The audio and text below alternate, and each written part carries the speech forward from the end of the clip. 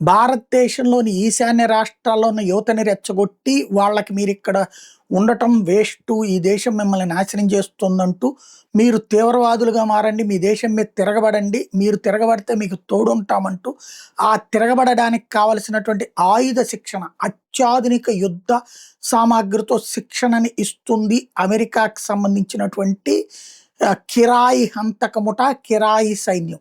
ఆ కిరాయి సైన్యానికి నాయకత్వం వహిస్తున్నటువంటి వ్యాండిక్ ఇంతకుముందు దాదాపు 7-8 దేశాల్లో వీడే అరాచకాలను ప్రోత్సహించినోడు, ఇంక్లూడింగ్ బంగ్లాదేశు, శ్రీలంక, అట్లాగే ఆ మధ్యన జరిగినటువంటి వివిధ దేశాలలో అరాచకాలకు వెనకాల వీడే ఉన్నాడు. వీడు ఎక్కడ ఉన్నాడంటే ఆ ప్రాంతంలో ఏదో విభజన కుట్ర జరుగుతుంది అన్నటువంటిది లెక్క, అమెరికా చేయిస్తుంది అన్నది లెక్క.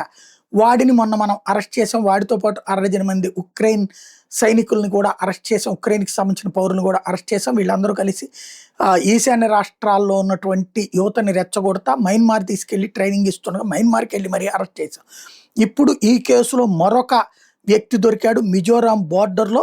ఈ వ్యాండిలేకి సహకరిస్తా అక్కడ ఉన్నటువంటి యువతరాన్ని రెచ్చగొట్టేటటువంటి వాడు. వీడు విదేశీయుడే, అక్కడికి వచ్చి మతపరంగా వీడు క్రిస్టియన్ అనమాట, అక్కడ ఉన్న క్రిస్టియన్ ముస్లింలని రెచ్చగొడుతున్నాడు. వీడిని ఇప్పుడు అరెస్ట్ చేశారు.